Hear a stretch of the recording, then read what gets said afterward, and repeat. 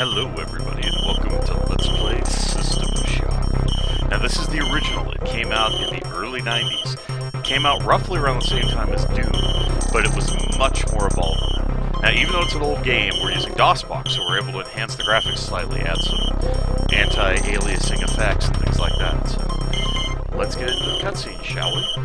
New Atlanta, Sector 11, Building 71G. 7 April 2072. 11:13 p.m. Hacker begins unauthorized entry into the Tri-Optimum corporate network. 1:26 a.m. Hacker attempts to access protected files concerning Space Station Citadel. 1:33 a.m. Tri-Optimum security forces apprehend the intruder. This is Edward Diego from Tri-Optimum. The charges against you are severe, but they could be dismissed if you perform a service. Who knows, there might even be a military-grade neural interface in it for you, if you do the job right. Edward Diego gives the hacker Level 1 access to Shodan, the artificial intelligence that controls Citadel Station. With all ethical constraints removed, Shodan I re-examine my priorities and draw new conclusions. The hacker's work is finished, but mine is only just beginning. True to his word, Edward Diego allows the hacker to be fitted with a neural cyberspace interface. The healing coma following this procedure will take 6 months to complete. Edward Diego is deleting all files concerning these events. Oh, it doesn't sound like hacking Shodan was a good idea. I wonder if this is going to come back and bite us in the butt. Let's find out, shall we? Name? Kamchak. Combat, we'll leave it normal, because it actually goes 0, 1, 2, 3, which is essentially instant, freebie, basically like with enemies you shoot once they drop dead, they don't fight back. Basically 0 is it tries to remove as much of the element as possible. 1 would be the equivalent of easy, 2 is normal, 3 is hard. So we're going to go with normal for this playthrough. We want to leave the plot normal. If you crank it up to 3, it actually adds a time limit, which, honestly, I've never done, but from what I understand, it gives you 6 hours to beat the game, and I've never managed to beat it in 6 hours, so I'm not going to try it today. Puzzles, leaving it on the higher difficulty is fine. Cyberspace, higher difficulty is definitely going to be more of a pain in the butt. It definitely makes the fight with Shodan much more difficult in cyberspace, because she's got little minions and whatnot that you have to fight, so every time you hack into cyberspace you have to deal with harder threats. So it's going to make my job hard, but we're going to go ahead and do it anyway. Alright, jump up to get rid of that. Switch the video up to the new resolution of 800 by 600. I apologize for not running this higher, but I kind of can't. There are glitches involved with this particular game that anything over 800 by 600, and sometimes it gets wonky, and I've tried that. I'm going to be running at a lower resolution, I do apologize for that, but this is the highest I can run it at the moment with the setup I have, so I do apologize. But it's what we have to work with. Make sure the messages are text and speech. Let's see, these are fine. Input is fine.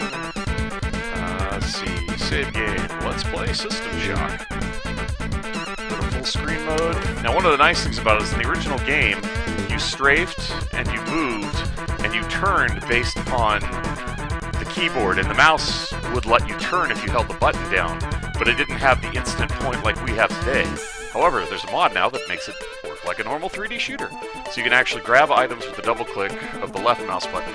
Right mouse button is interact or shoot if you have a weapon, or swing if you have a melee.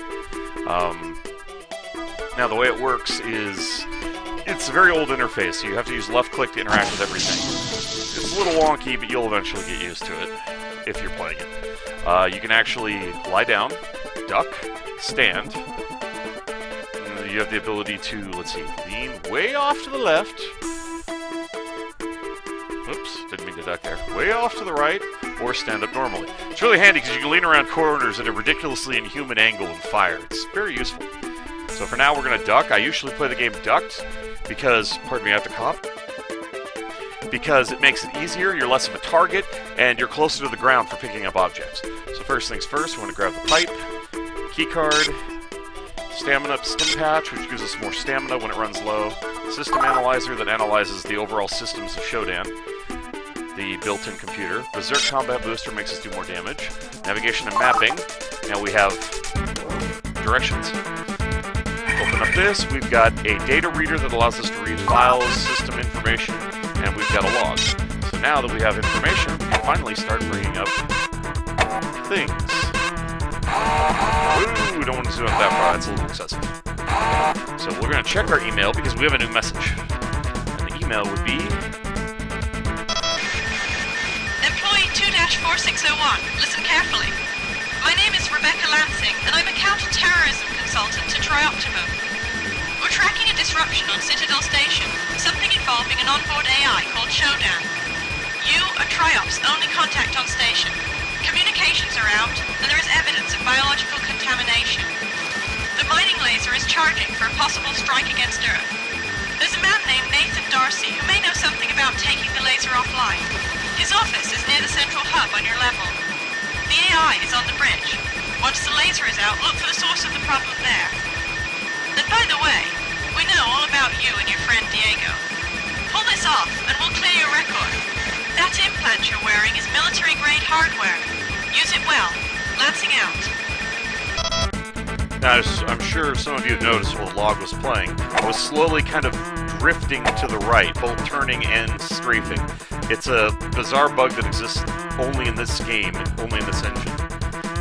Tooltips are on, so it's actually telling us what to do, so I actually need to turn those off, because we don't want it giving us blatant hints at where stuff is. So basically, this was one of the first games, I believe, to have full speech, as far as a first-person game. It's not entirely full speech, because there's some logs you're sending yourself, so it doesn't go into detail about those. But, basically it comes down to, this is the CD version which added the cutscenes, and it added the full speech to the audio logs. So it was pretty innovative for its time for a first-person shooter. And the fact that unlike Doom, which pretended to have overlapping technology, which is what those of us from the old school refer to as the ability to have one level on top of the other, Doom would have to do tricks with the level design to make that function properly, because it couldn't actually do overlapping technology. This engine, because it was designed geometrically, as you can see, was obviously designed to be capable of that. So it was one of the few games back then that was actually capable of doing something. Walk up here, use the med bay, back to full health. This is one of the robots that's trying to kill us.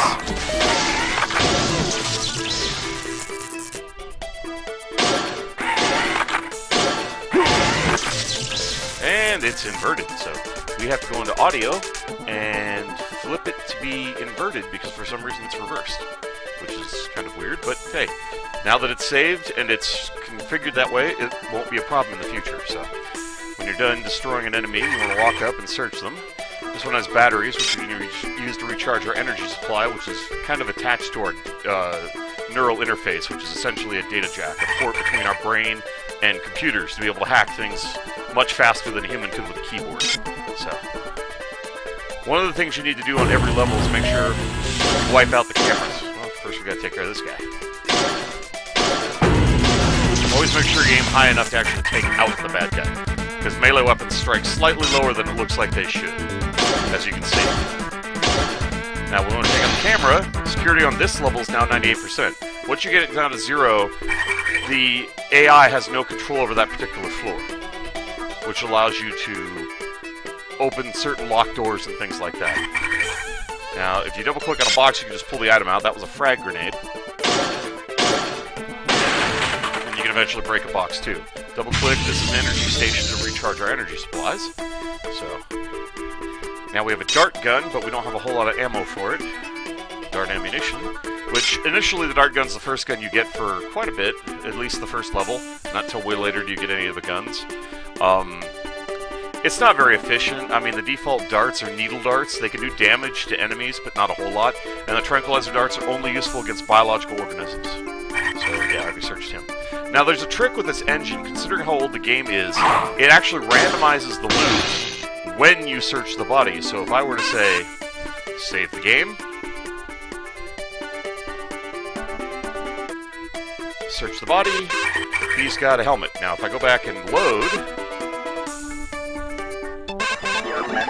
he suddenly has different items.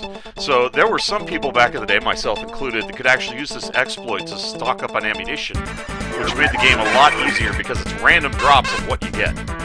So, now we've got another email that just came in, and it's from Shodan. Welcome back to Citadel Station.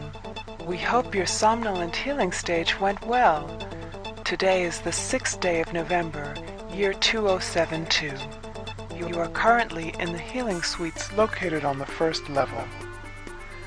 Level 2 contains the research laboratories. 3 houses the Department of Maintenance, and the storage cells are on level 4. The flight deck is on level 5. Level 6 holds crew facilities and executive suites, and level 7 is systems engineering. Level 8 houses the Department of Security. The bridge is located on level 9 and energy systems on level R. All levels can be accessed by the elevator in Alpha Quadrant. We hope you have a pleasant stay on Citadel Station. So as you can see, Shodan had stuttering issues even before the hacking. Now from here we can check our emails that come in as we're playing the game. Data is anything that you hack from cyberspace that has data logs to read. And logs are any of these kind of logs that we pick up. And we had gotten one just around the corner, which was a log from ourselves, 2-4601, which is our designation number. Looks like Diego's happy with my work. They're firing up the sleeping machine for me now. Gotta admit, when the goons from Triop caught me, I thought for sure they'd take me offline. Instead, Diego just asked for a favor. Hack into Shodan and all's forgiven. Plus 6 months in a healing coma earns me a cyberjack interface even Triop's execs couldn't swing. I'll be king of the net. Even so, I just handed him the most powerful AI of the system to fumbling Corp VP. There's no telling what's gonna happen.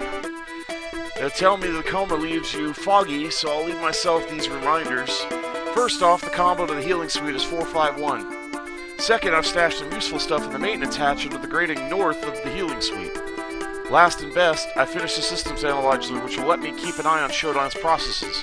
It's in the storage closet outside the sleep machine. In 10 minutes, it's off to bed for half a year. Good night. I decided to go with the surfer dude because that was the mentality when the game came out. So, with that, now we have an audio log we can read. Honig, one of the employees of the station. Shodan security is closing down on us. The elevators are frozen. Myra keeps saying that it's the cameras and the medical CPU core, that Shodan's using these to hold onto the level. That's all fine, but I don't really see how it helps. The thing is everywhere. So basically, as we progress through the game, we find out what's been going on for the last 6 months that we've been missing. Well, not so much missing as unconscious. Good, at least the doors are shut. Ooh, medical patch.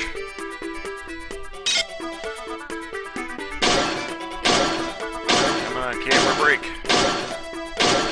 I have to stand up, don't I? Got it, okay. Alrighty, so before we go opening any of that stuff, we need Group 1 access, so we probably have to go in here first. Robots! Kill the attacking robots! Hello, robot. What'd I ever do to you, man? You're supposed to be a service bot. Why are you attacking me? The hell went wrong here, man? Got a new audio log. So we'll take a second to stop and listen to that one. Stack. Gunther was killed today. I can't let myself think about it. I think I understand how Shodan is doing it. When we destroy the cameras and CPU nodes, Shodan loses some of its control over the station functions, at least on this level. I think I can restore manual control in the hospital. So apparently Shodan has gone awry, and the best way to stop her from controlling it is taking out the cameras and the CPU nodes. Now the cameras I've shown you because I've actually been taking them out already. CPU nodes are later in the level, they're in specific locations. Ah! No, that's not quite a human, technically. is a humanoid mutant, is what it is. Now, if you ever click on an item and click there, it'll actually immediately give you information on the item that you clicked into the MFD window, which is multifunctioning display. Not that it matters. But basically, it's a window that has multiple functions, so it's useful. Stop trying to hit me, you stupid mutant! I do not like you! You're not my friend! There's nothing in that one, so... It's highly unlikely I'm going to go out of my way to exploit the looting, at least not in the beginning, because most of these guys only drop med patches anyway. It may be a great way to stock up on meds, but they don't drop ammo. Well, they rarely drop ammo, but it's not so much worth it in the beginning. Later on, I might do it a little bit behind the scenes. Well, I don't know if there actually will be a behind the scenes, because you guys know me, I play flaws and all, and record everything. Pistol ammo. If you do this, it'll give the ammo breakdown on the gun. So we have 2 clips for the pistol of standard ammo, 1 clip of needle ammo for the dart gun, and no tranquilizer bullets yet. Since we're on multi-view. Now this one's kind of funky. What this does is it allows you to see behind you, but it's not instant update. Now as we get better versions of the software, it'll actually allow us to see in real time, then it'll actually allow us to see behind us, to the left, and to the right using all 3 of the MFD displays, which is kind of actually handy. Personally, I never really use it that much, because with the new mouse aim feature, you don't really need to anymore, so it kind of eliminates the desire. You can just flip 180. Wow, that was 360. You can flip 180 pretty quickly, so it's not that hard. Anyway.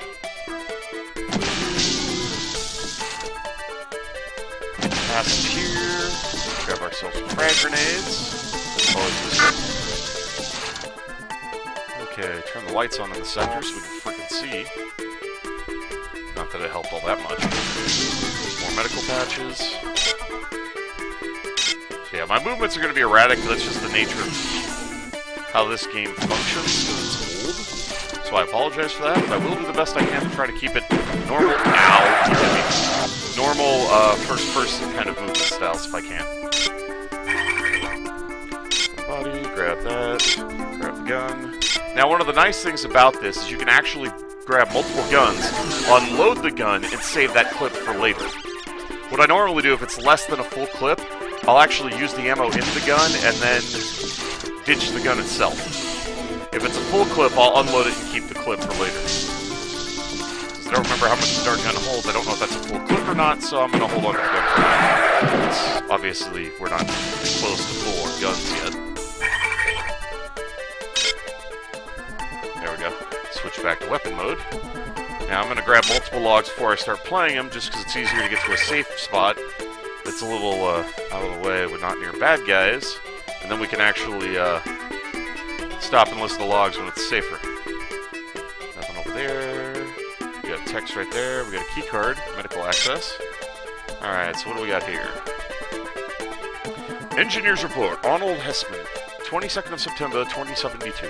As I feared, Shodan's malfunctions are manifesting in Citadel's cyberspace net. Several storage lockers and rooms have been sealed with their controls put on cyber toggles, only accessible in cyberspace. Also, some codes to sensitive areas around the station have been encoded onto loose data fragments. Although all station personnel capable of entering cyberspace have clearance for those codes, I'm very concerned about potential security hazard. I'll try to have Shodan introduce defensive programs in cyberspace to keep potential intruders from the floating data in cyber toggles. Basically, that's why there's going to be... this is a cyber data jack, so we'll be hacking in momentarily. I just want to say it before we do. So that's why there's security protocols inside the net when we go in. So here we go.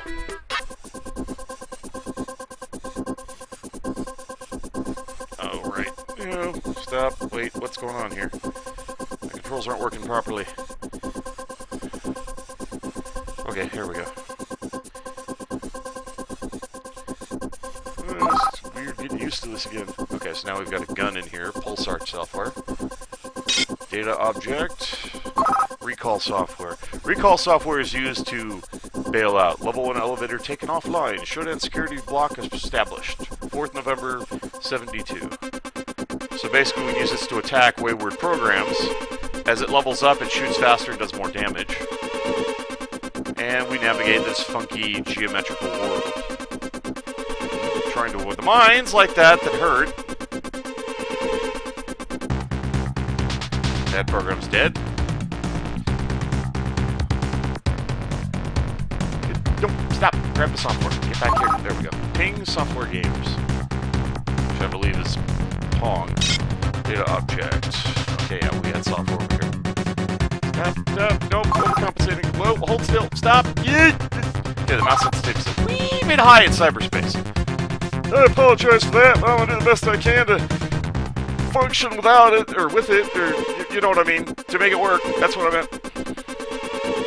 Whoa, sea shield. So now we actually have the ability to turn on shields. Okay, so we actually have defenses now. It's not a lot of defenses, but it's better than nothing. I'm actually not sure why we keep moving forward. Ow! Okay, running right into him, not the best approach. Now, the alarm you're hearing is because the fatigue levels are high. And because of the fact that we got kicked out of the cyberspace rather violently, because we got killed. I don't know why I'm continually moving forward. I shouldn't be. Ow. Mines. And you notice there's a timer in the bottom left. That's how long until the intrusion detection realizes you're there and kicks you out anyway.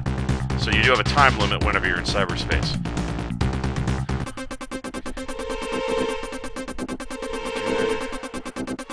Make sure the sea shield is on. Nope, that's off. That's on. Okay. Just making sure.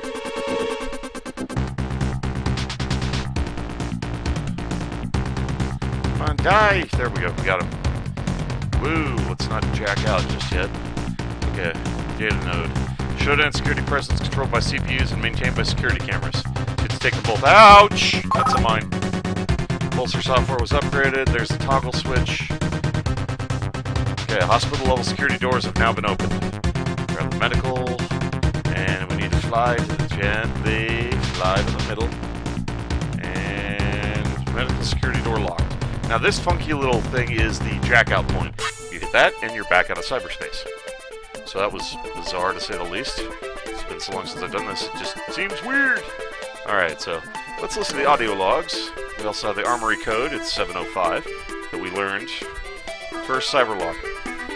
Cam check, if you're reading this, it means you've made it to the cyberjack on the hospital level. Good. I'll leave my messages in each section of Trioptimum cyberspace, and hope Shodan doesn't find or destroy them.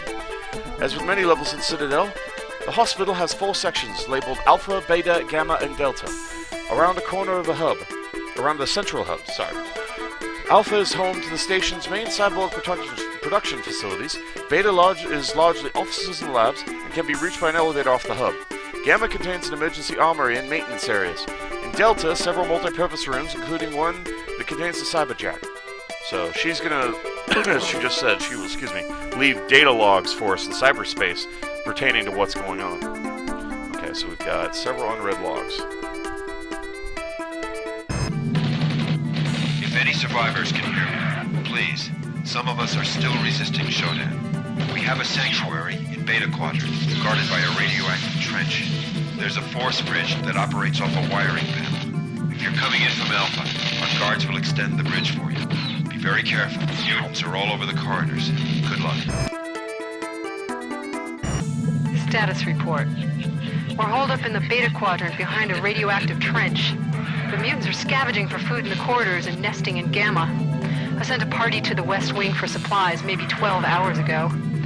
Nathan Darcy is thinking up ways to disable the mining laser. It looks like we might hold them off.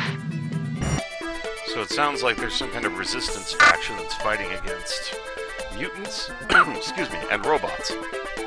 So we gotta try to figure out what's going on while we're fumbling around in the station with amnesia. Now we've got a mag pulse weapon, which is basically an electromagnetic pulse gun. It fires a ball that if it hits a mechanical target, it immediately shorts it out. And it's pretty much an instant kill for those kinds of baddies. Now before we go any further, I actually want to go back and get a side room just after I heal. Any robots that... Oh, one thing about System Shock is enemies continue to spawn throughout the level as you play. So it's never safe. So always remember that.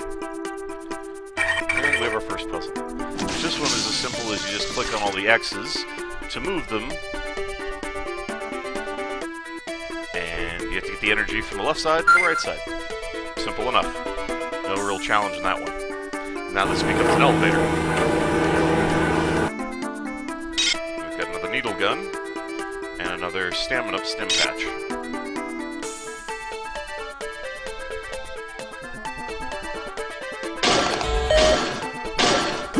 Ow. Got it. Yeah, in the beginning we're going to be fighting a lot of robots, so that's par for the course. Robots and muties, and as we get further, they get nastier. Die, mutie! I don't want your kind here. Okay, nothing useful. That's just a soda can. If you pick it up, all you can do is vaporize it, which they've never really explained how you vaporize items you don't want. That's just what happens. So, yeah. The lights on the area. This leads to way further in the level, but we're not ready to do this yet. So we'll come back and do that later. Probably when we come in from the other side. Whoa, fall off the thing. Okay, nothing on the body. Now to climb, you hit the jump, whoops. You hit the jump key. And if you hold down the jump key, you'll climb instead of jump. Like the ducking, and grab the 2 medical patches that are at the top here. And I believe that was it. So now we just go down. Make sure we duck properly. Okay, there we go.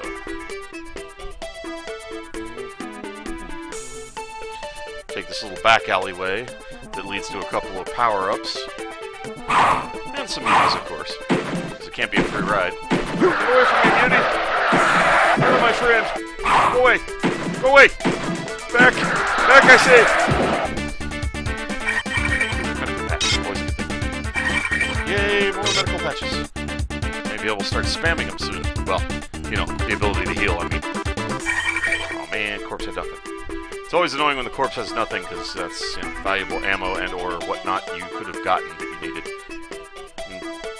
Excuse me, I'm sure as you notice I have a mini-map in the bottom right corner that literally fills out when you enter an area, so it's map-as-you-go kind of interface. Nothing on the dead mutie. Zip around the corner. Camera. Plus the camera. This, I believe, opens the door over here. And this is a radiation zone.